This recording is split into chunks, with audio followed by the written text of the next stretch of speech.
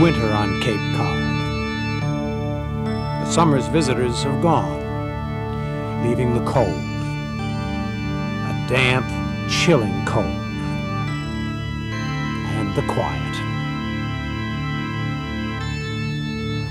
Only the hardy remain to rediscover their Cape Cod. It's a pause between seasons, when those who stay can spend less time on commerce and more on contemplation. A young carpenter has time to spend with his children along a deserted beach near their home. He's a serious student of archaeology, so as they walk along Coast Guard Beach, he and his children make a point of looking for artifacts. It is November.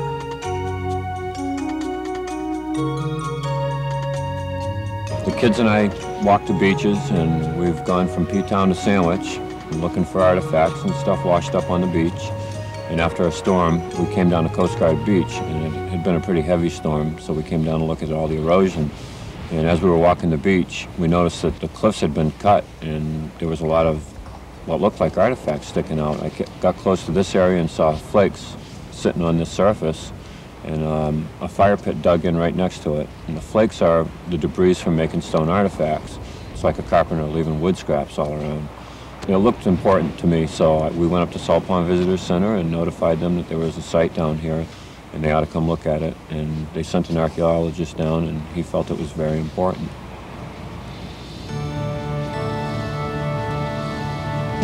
What Dan has discovered is indeed important. An extraordinary find. A prehistoric site, buried long ago, undisturbed in layers of time and tides.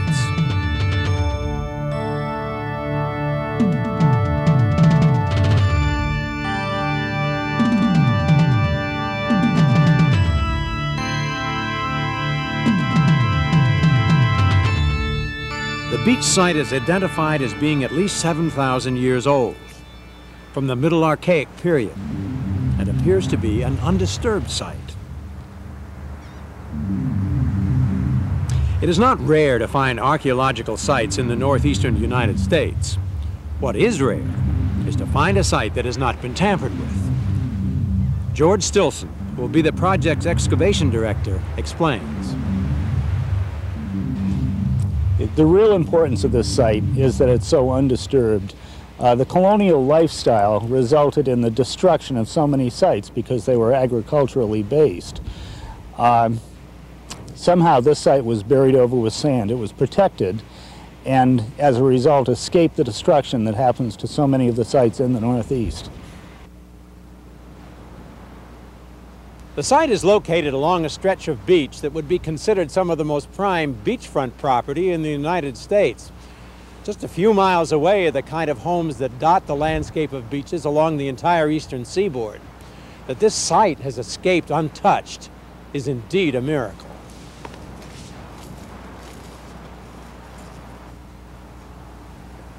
By the day after Thanksgiving, a group of professional archaeologists from the National Park Service arrive on the scene.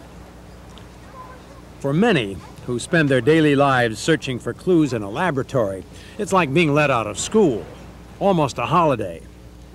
They can sink their respective teeth into a real archaeological dig, and practically right in their own backyard.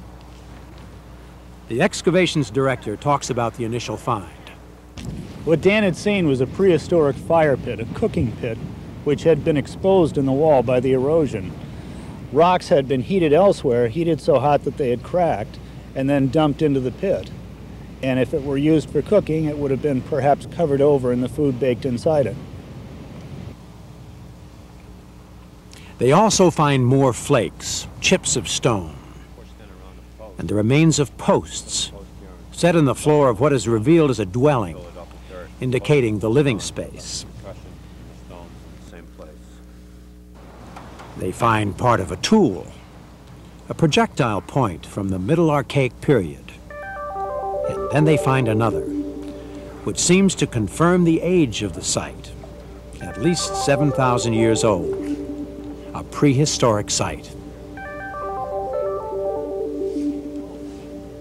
What that simply means is that this is a site prior to written records in this area.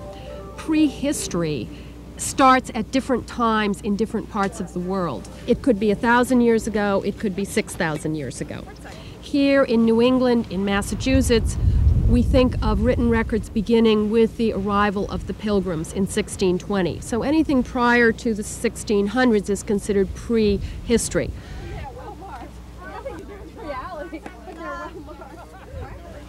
The work begins, but with difficulty.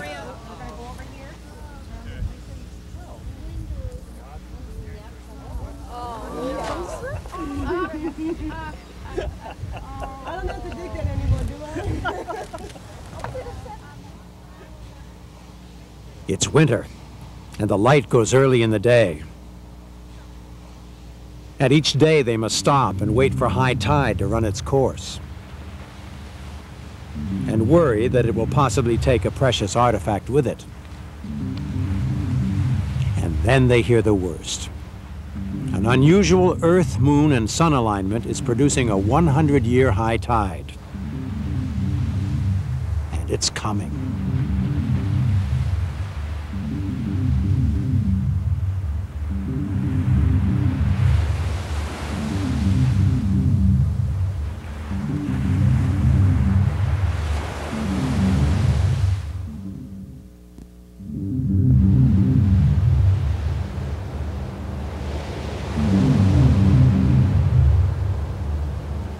The race begins against time and light, and now the approaching 100-year tide. The site is inundated daily. Surely it seems lost. They rush to dig a trench behind the dunes. They dig and dig, hoping to find an extension of the beach site. Another couple centimeters. They do. Yeah, he's dug through You can fill that up a little bit more, too. We'll have all our coffee's getting... Part of the site is now secured, at least from the encroaching tides. They can briefly relax. Even if the expected tides destroy the beach site, they now have another laboratory behind the protection of the dunes. The tide can't touch it. Beware. We're only 20 meters from our datum point, which is out on the beach. So we're not a great distance. And we also know from our measurements that this ground surface is within 40 centimeters, about that much, of the ground surface that we have out on the beach. So if we take away all this modern sediment that has blown over the site and protected the site, what we have here really is a level terrace, a level living site that probably extends from the beach to here and extends perhaps for hundreds of meters on either side of us. Hold the prism. Eventually, after all the lab work is done, they may know. But for the time being, they can only speculate, theorize, hypothesize.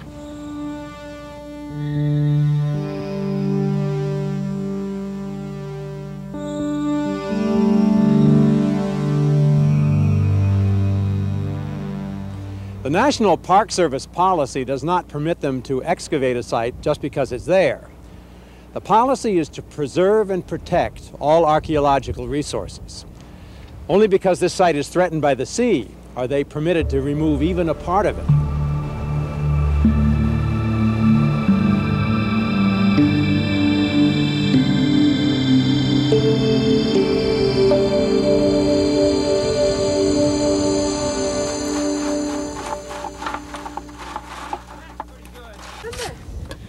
So for the archaeologists, it's business as usual.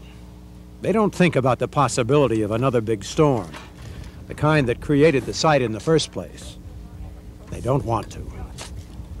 But Park Service management is aware of it and thinking about it constantly. At about 10 to 12,000 years ago, the glaciers had retreated from this site, leaving behind all of these loose sediments that today comprise Cape Cod. Sea level at that time was lower, and the shoreline would have been substantially offshore. Since that time, the shoreline has been retreating on the average of around 3 to 3.5 feet per year over the long-term average. These sand dunes are pretty recent in their time. They have only come in since sea level rise has reached this area and the shoreline has eroded back to this point. So they're really only a few hundred years old, and we can see with the waves breaking offshore here that this low area with these unconsolidated sediments, these loose sands that compose the dunes, are being attacked at the present time, and certainly with high tides and during a storm, this will be a natural area for a breakthrough. It is the very forces of nature which have uncovered this site and which threaten it in the very short term over the next few days.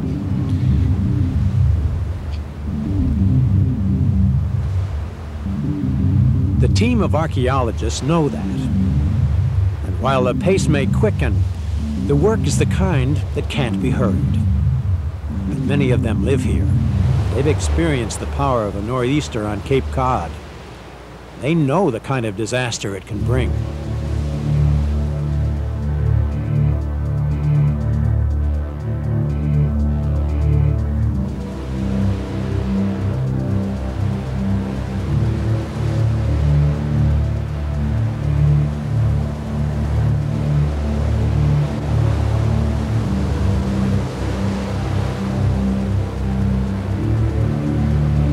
The infamous tide arrives, and with it, the storm. The winds reach the predicted peak and surpass it.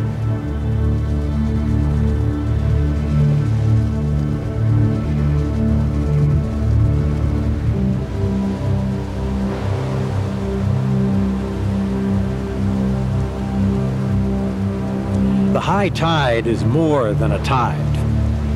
It is a fury.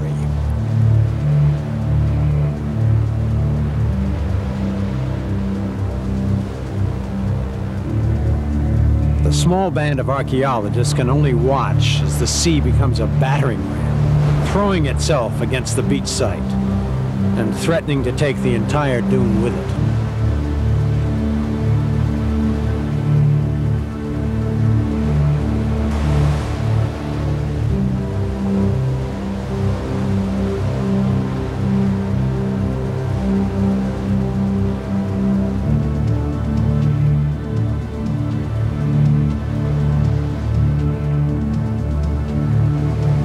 The drama is heightened when the team spots an important artifact embedded in the dune cliff.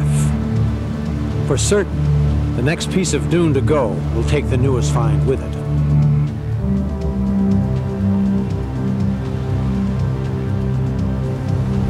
There's a feature in the wall over here that's eroding out. There's a feature over here. I don't know, I gotta...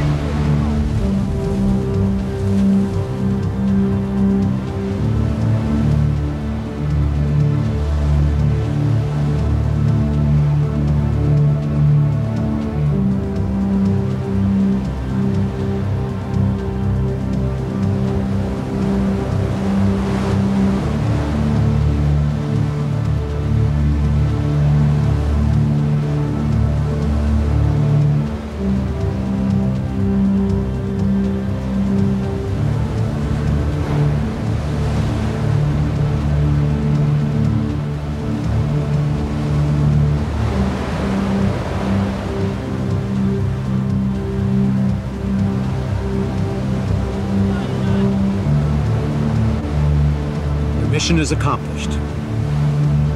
This storm, like the one which created the site, has given another gift, an important artifact, one they might have lost.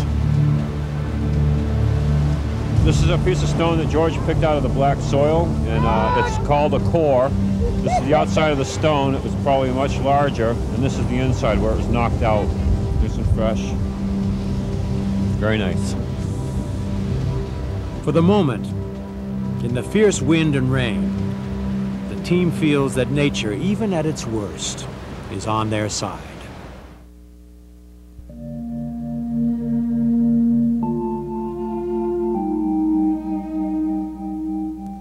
Well, it looks like we've survived another nor'easter here on Cape Cod, along with some of the highest tides in recent years. Some low-lying coastal areas are finally drying out, and it looks like things are back to normal.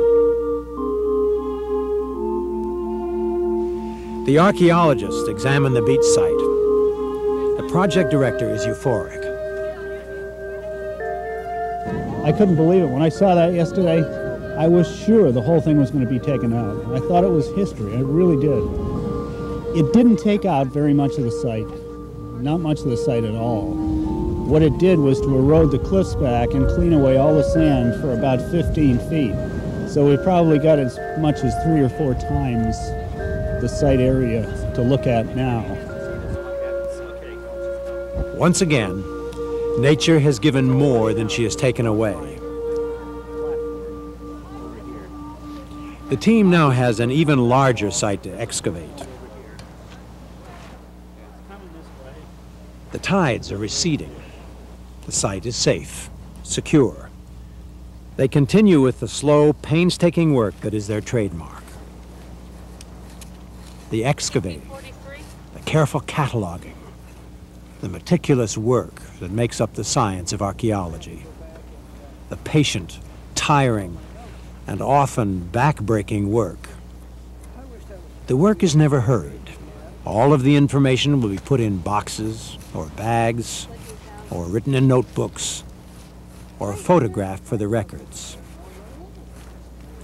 The tools they have found are important, but equally important is establishing the context in which the artifacts are found, noting the features in the ground, things that can't be taken back to the lab. Back in the lab, we'll be looking at the flakes that we found that we think are the byproducts of stone tool making. And we'll try and figure out what tools were being made, what technologies they were using, how they were using the resources. Another question we'd like to answer is why they were here in this particular place at this particular time. They will take pollen samples and try to discover the nature of plants the prehistoric people brought to the site. They already know the soil was highly acidic. They will examine it further and try to analyze the disposal layer of waste and bones, the humus developed by the people themselves. A palynologist will try to recreate the environment people had to cope with more than 7,000 years ago. The archaeologists will recreate the culture. We will be taking soil samples, looking for seeds and other small pieces of organic material that may have been preserved. They will then be looked at under a microscope, and we will be able to make some statements about the seasons of the year that the site was occupied, the types of foods that were being consumed or processed or stored, to begin to talk about the seasonal round, when the people were here, what kind of resources they were looking for when they camped at this site. Some people have called them seasonal wanderers, but they're not wandering at all. They know exactly where they're going. They're very familiar with their landscape, with the resources that are available to them, and they're moving to those resources. They're predictable resources. They know where they're going to be, when they're going to be there, and they're a very successful group of people.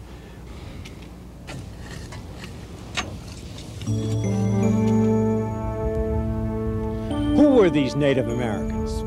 Here on Cape Cod, 5,000 years before the Great Pyramids of Egypt were built. How did they live? What did they live in? Was their fire pit in the ground a forerunner of modern man's clam bake? Was this a summer place for prehistoric man, just as it is for so many people today? The questions will go on.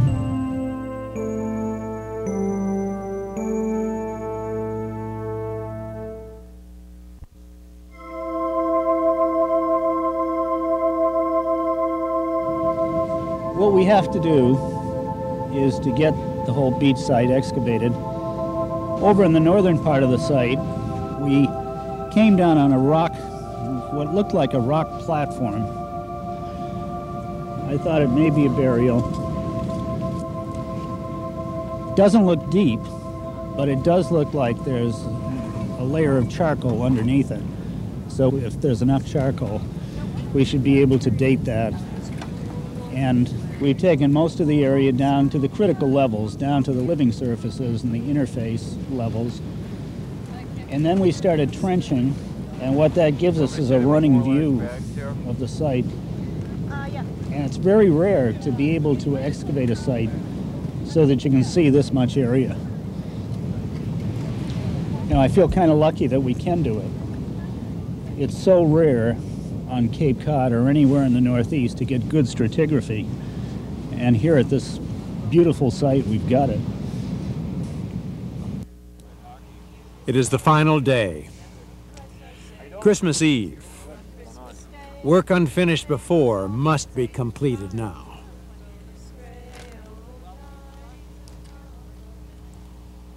Then nature, who has been so kind, gives up one final gift. It's the last day of the excavation. We're finishing up the last squares. And 1 inch from where we were going to stop the excavation, where we are going to stop it, we found a point. It's early archaic, and it's in situ, and that makes this possibly the oldest known site on Cape Cod.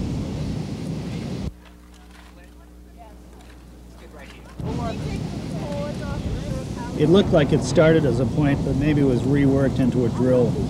But the base tells the story. You see the notches taken out of either side. And this is sort of a successor to a fluted point, which is the oldest known points on the continent. If verified by testing, this could be the oldest undisturbed archaeological site in New England. But for now, this is to be their last find here.